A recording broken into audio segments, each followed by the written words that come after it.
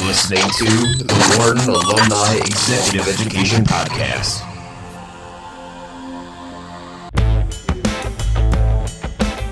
Welcome to the Wharton Alumni Executive Education Podcast. My name is Peter Bartek, and today we're going to be talking to Tip Powers. Tip is the president and founder of Muny, LLC. Tip's got over 25 years experience as a veteran in real estate and real estate investing. Tip is also a graduate of the Wharton Executive Education GMP AFP program, class of 2019. Today, Tip is going to be talking about the case for Puerto Rico, its little known U.S. tax haven, and how we can take advantage of the secrets of compounding our net worth. Tip, I just want to welcome you to the first podcast for the Wharton Executive Education GMP AFP alumni group. So welcome to the podcast. Well, thank you for having me. Yeah, this is going to be really exciting. You've got so much experience in real estate, and we're really excited to hear about some of the things you can educate us on, especially on Puerto Rico and that beautiful tax haven that you've been talking about. But I'll be honest with you, before we get started there, I just want to know, is Tip Powers is that a stage name or is that actually your name? That's a good question. Actually, it's Tip Muny Powers. And so it's basically a Cambodian name. And when my parents became American citizens back in the 70s, they changed the last name to Powers. So it's now Tip Muny Chim Powers. Excellent. I was always curious about that. It's a great name. So thank you. Yeah, so it's excellent. So so you've got over 25 years of experience in both real estate and real estate investments globally. Yeah. And now you're in Puerto Rico, which is pretty exciting. And of course, you're a Wharton GMP AFP graduate. What year did you graduate with the alumni status from Wharton? It was, I believe it was late 2019. It was before COVID, like late 2019. And was there a reason why you went to the Wharton Executive Education program? You could have easily gone to the Executive MBA program and all that. What led you to go to Wharton and the GMP AFP program? Well, that's a good question. I have, I have my family. I've got 4 kids. I've got a mother and my wife, and I didn't want to take, an extended period of time away from the family. The AMP program would have taken 6 weeks straight. That's just not a feasible option. I wanted a program where I could take 1 week, maybe 2 weeks at a time, and pick and choose the classes I wanted to take that were the most interesting to me. So I thought it was the ideal program. I knew I was going to be, meeting with a lot of other executives in some of the other courses. Maybe they were, a younger executive MBA, I think would have been a younger crowd. So I wanted to be in a group of people that were maybe a little bit higher executive level, because one of the things that I have learned and benefited from is speaking with other executives. It makes you think bigger. It really helps you think bigger. That's probably the biggest takeaway from the program itself. Is just I came in. I thought I was thinking big, but after leaving the program, I'm thinking even bigger. And so I would say it was an expense, but it was well worth it for me, and made a lot of friends along the way, and it was a very enjoyable experience. Oh, excellent. I would agree with you on that. So tell us a little about Muny LLC and your company and what you do, and be great to hear about that. So we came to Puerto Rico for some tax advantages. I'm sure we'll hit on that a little bit later. But one of the other things is Puerto Rico is about 4 or 5 years behind the real estate life cycle of what's occurring in the United States. And because of that, in 2015, when we decided to move to Puerto Rico, the real estate here was severely depressed. And from my perspective, it was the opportunity of a lifetime to come here and take advantage not only of the tax laws and the savings, which again we'll talk about later, but also real estate was in many cases more than half price discounted to where they really should have been. And I thought I could take advantage of it. So Muny LLC was, Muny is my, Tip Muny, it's just part of my name. And it's just an entity for liability protection. And we put all of our assets into that so that, if some contractor slips and falls on our property, we're protected from a liability perspective. So that brings up a little bit of a question. So as you buy some of these properties, do you put them in independent LLCs or do you keep them under the Muny name? Well, we try our best to get some debt on the property with bank financing, and then the rest is paid in the form of cash, and you do a lot of insurance, and then you also get an LLC so that if something goes wrong, you pretty much are protected. For the vast majority of our projects, we have them under one company, but for rental properties, we have another company that we put some of those properties under, so that in a project that has rents, more people are likely to slip and fall and have issues, and because of that, we need to separate the liability out a little bit differently. Oh, that's very interesting. And do the LLC laws apply just like they do in the U.S.? It's pretty much the same as the way it works in the United States. Okay. So one thing that was interesting in reading about is the work that you did with FEMA and the disaster relief effort. And I'd like to, before we get into some of the main topics you'll be talking about, how did that come about? Well, first of all, the hurricane was horrible. It was Category 4 officially, but I think when it first hit Puerto Rico, it was right around a 5, and the vast majority of Puerto Rico was destroyed. Homes were, in the cases of wood construction homes, they had disappeared in a lot of cases, and even the concrete construction homes, the older ones were leaking, windows were blown out. It was a real disaster. I luckily had missed we got a flight out a couple days before, because you can read the news and see that it was coming. So I took my family to Florida to just kind of take a little 2 or 3 day vacation and kind of ride out the storm.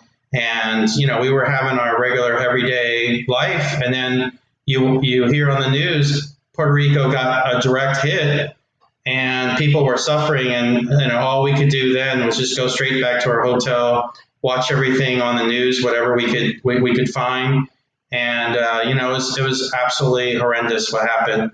So a few months later, FEMA got authorization to start helping to rebuild Puerto Rico, and I have a background in construction and real estate, so I started asking around how I could possibly help. And probably the biggest thing that I found was one of my friends got a contract with FEMA directly, and he needed help in order to kind of grow it. And I said, well, it seems to me that you're going to need to recruit a lot of contractors to work for you, not just 2 or 3, but hundreds. And because there was tens of thousands of homes that needed to be fixed. And so basically he brought me in as, president or whatever you want to call it. It was kind of an informal company. It was a makeshift company that was up and down in 6 months. But basically in that period, I had recruited 200 and something contractors, and we fixed 1,700 homes in, it was about 5.5 months. And by far, we had the biggest volume of the homes that were fixed in all of Puerto Rico. Even the people they do FEMA disaster that's their main thing, and they've been doing it all over the world. We were probably 3 or 4 times their size. So we definitely out executed, and we did. I guess you could say we helped the most. That's pretty amazing. It shows why you are a leader in your field, and it's not all about taking it all, it's all about giving back. So that's pretty amazing, Tip. Thank you. I really like hearing that. So thanks for sharing that. So let's talk a little about the case for Puerto Rico. And why don't you educate us a little bit about the U.S. tax haven in Puerto Rico, and some of the things our listeners are going to want to hear about is how we can utilize that to compound some of our net worth and diversify our portfolio. Sure. So let me take a step back and tell you how it all got started. So I sold a company, and this is a company. It was a residential real estate brokerage. We had 700 people that worked for us all across the United States. We were a franchise system, and we sold it to a bigger company. And it was a nice little pop, but at the end of the day, it was a 12-year run on this company. And you're high-fiving, you're excited, you sold your company, you get to rest for a little bit, and then you finally, the big buzzkill is you find out that what you sold it for isn't what you get. So let me be specific. Long-term capital gains is 20%. Then you've got net investment tax, and that's also called Obamacare tax. That's 3.8%. And then you've got AMT, in my case, kicked in. That was about 3%. And then Virginia state tax kicked in at 5.75%. And if you add those up, it was 33%. And so what I really got was 2/3. So it turns out I had a silent partner. Now, if I didn't make it with my company, they wouldn't have pitched in that third. But because I made it and I sold my company, a third went away. I realize that taxes are important for infrastructure and all sorts of things that taxes are utilized for. But it's really disheartening to spend 12 years of your life, work really hard to negotiate a deal, and then I lost roughly a third of that in the form of taxes. Let me tell you what really burned is the year before that I sold another company, and pretty much the same scenario. Well, when you sell a company in, say, 1 year, the next year in April 15th is when the taxes are due. So what happened in my case was the sale from the second company, after taxes, whatever was left was actually used to pay the taxes for the first company. So literally in my second sale, I got $0 after working 12 years in that company. And it was really disheartening. And I was looking for, you read about how all these people have, Swiss bank accounts and all these tax things. And I'm like, I got to learn about this stuff because, right. I can't win in a world where I'm destined to lose. And so I was looking for, an answer. And then that's when I discovered Puerto Rico. So I'll try to summarize it real quickly so we don't burn up too much time. But basically, Section 933 of the U.S. IRS tax code states that in Puerto Rico, if you make your money in Puerto Rico and not in the United States, then you are taxed per Puerto Rico law. So basically, think of Puerto Rico as a state, and so you're taxed only in Puerto Rico. And then there's another law within Puerto Rico that says, hey, for all of you who are don't currently live in Puerto Rico and you're willing to move to Puerto Rico, we will let you have dividends, income for free, interest income for free, and capital gains is free. So basically no tax on any of those things. And that's real enticing. And just so you know, if you go anywhere else and you're a U.S. citizen, you can't get this. So Puerto Rico is the only solution that I'm aware of where you have this. In all other areas, even if you move to Germany and you know, whatever you make there, you still have to pay U.S. taxes also. And so it's the one place where you can legally minimize your taxes. In fact, in 6 years, I have not paid a dime in taxes. That's incredible. Yeah, it is very. I think very few people know that. And by the way, Puerto Rico is a stunning place. Yeah, it's beautiful here. The weather's average 82 degrees. You know, and in my case, I'm in real estate, so real estate has always been, you know, has been doing really well for the past 6 years. And now you've got all these people that used to live in cities, and now they can telecommute. And not only can they go to a suburb, they can actually go to Puerto Rico and live there. It doesn't matter because they telecommute to work, and it doesn't matter as long as they have an internet connection. And I've got 1 gig per second internet here. So, you know, you can come to Puerto Rico, 82 degrees, minimize on your taxes. There's one other thing on the taxes. I went over one of the things. It was the individual benefits. So basically, no Puerto Rico sourced dividend income is taxed. The interest income that's sourced in Puerto Rico is not taxed. And capital gains, which by the way includes cryptocurrency, bonds, stocks, real estate, you know, you have, you know, you name it, it's capital gains, and it's sourced in Puerto Rico. But there's another benefit. There's a corporate benefit. If you have a company that is in Puerto Rico, but it does services to the United States. So for example, you're a consultant and your clients are, you know, somewhere in the United States, then the tax on that is 4%. And, you know, as opposed to 21% for a C Corp in the United States, it's significant savings. That is significant. Yeah, I never knew any of that. That's incredible.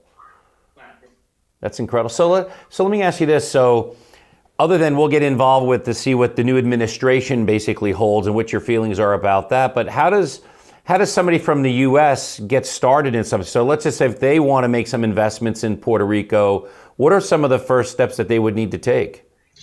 Well, for starters, you have to be a resident of Puerto Rico for 183 days. And that is the biggest Achilles heel, if you will, for taking advantage of it. But as long as you're willing to be a resident of Puerto Rico for 183 days, which is basically 6 months, it doesn't have to be consecutive or anything, then you can qualify for that program. And at that point, you can trade stocks, trade cryptocurrencies, bonds. You can be a consultant. You can have a company that, say, a call center that serves people in the United States. Whatever you can dream of, there's a lot of opportunity here to take advantage of it.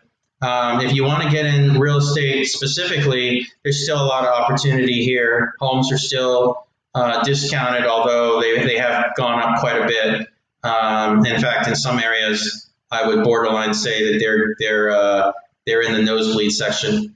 But you know, there's definitely still a lot of opportunities. Puerto Rico is 97% of Puerto Rico is in an opportunity zone. So when you think of the United States, these are all the low income areas where the government is giving major tax incentives for people to make investments in opportunity zones in these low income neighborhoods. Well, it turns out, as you know, Puerto Rico is a territory of the United States.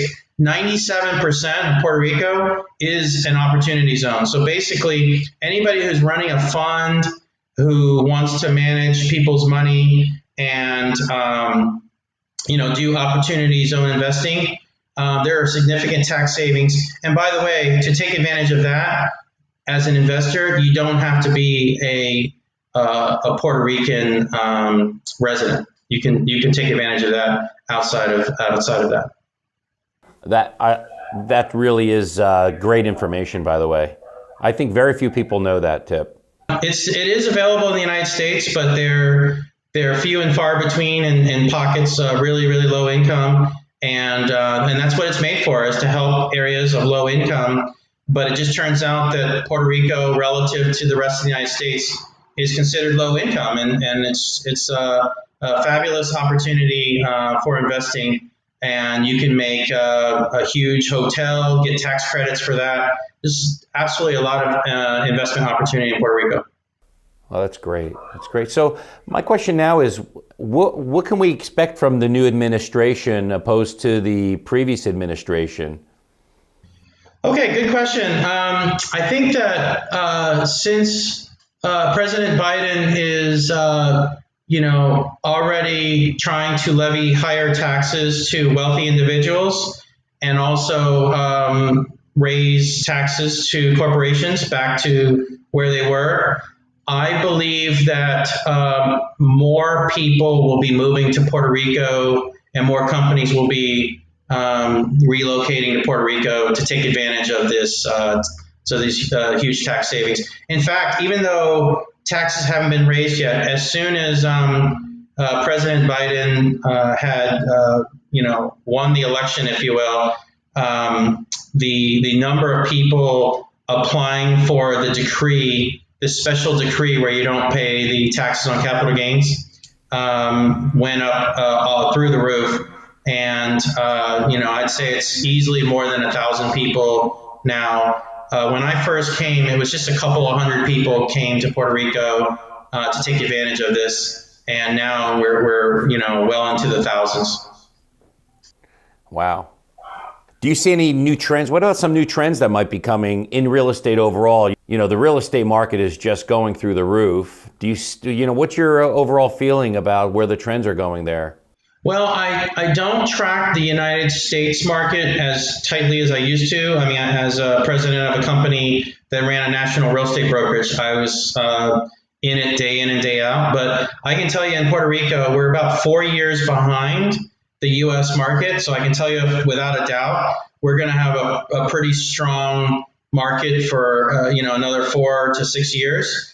And it's definitely helped by all of these wealthy individuals coming to, you don't technically have to be wealthy, but there are some costs to get all this and make it happen, move your family. So it's got to be worth it financially. But we feel that with the number of people that are going to be coming to Puerto Rico, that will keep the real estate market really strong here. If you were to think about 3 key people that have influenced you, can you name a few of those people that have influenced you in your life? When I was younger, much younger, 20s, Robert Kiyosaki wrote this book, Rich Dad, Poor Dad. And, I haven't read it in a long time, but I can tell you it had a huge impact on me, because after reading that book, I knew that I was going to be on the right side of the quadrant. I was either going to be a business owner or I was going to be an investor. And I pretty much am both right now. But that book laid it out to me. No doodads, and just try to take your money and invest it in assets. And to this day, that's my basically playing Monopoly in real life right now. The next person would be Warren Buffett.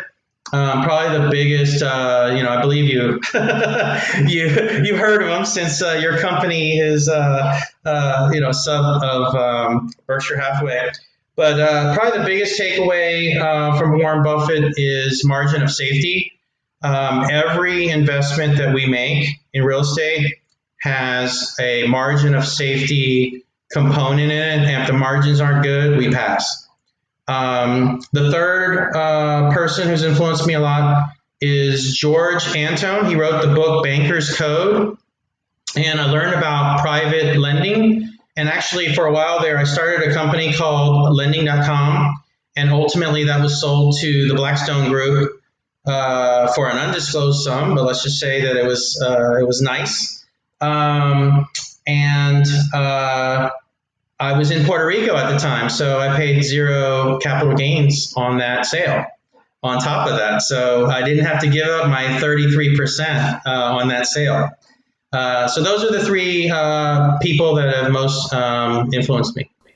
Oh, those are three of my favorites. So I'll second all three of those. So that's fantastic. Excellent. So we're going to close up a little bit. That was just some great information. So is there anything that if you were sitting in my shoes, what would you ask yourself that maybe I haven't really brought out that you want our listeners to know? Wow. I guess, would you do it again? I moved there 6 years ago, and would you do it again if you could go back in time? And I'll spare you the punchline. Yeah, absolutely. It's been phenomenal. Imagine that you don't have to lose a third of the money that you made for the year, and you can reinvest it. Your compounding rate goes up exponentially. And so, this has been my little secret for how we ended up compounding our net worth at a really, really high clip. And, we're, really not that special. It just came in at the right place at the right time, bought some real estate really cheap, and think things are going through the roof right now. Definitely benefiting from that. Not paying taxes on those sales is a huge benefit. And, absolutely, the weather's nice all year round. We own a lot of beach property, nice breezes on the beach. And if you want to get away from the beach, we have mountains here too. It's just a really nice place to be. And I absolutely would come here again if I were go back in time. In fact, I wish I could give myself some advice of being more aggressive, because I kind of started off a little slow, learning the ropes, and maybe if I somehow met up with the right people or something and got a little accelerated, things would be even better. But really no complaints whatsoever. Yeah, it sounds like you've got some great stuff. Mike, when's the book? You've got to be writing a book soon. Now you've got your first podcast. This is going to go out to hundreds of thousands of people. I think if you haven't started thinking about a book, I think it's time. Okay, all right. Well, we'll talk about that. I got to tell you, this was really enjoyable, and yeah, likewise. Thank you. I just want to thank you for the time. It's a blast. Thank you. Congratulations on your success, and thanks for letting us all know some of the great stuff that some opportunities we might have. Well, thanks for having me, Peter. Thank you for listening. Have a great rest of your day.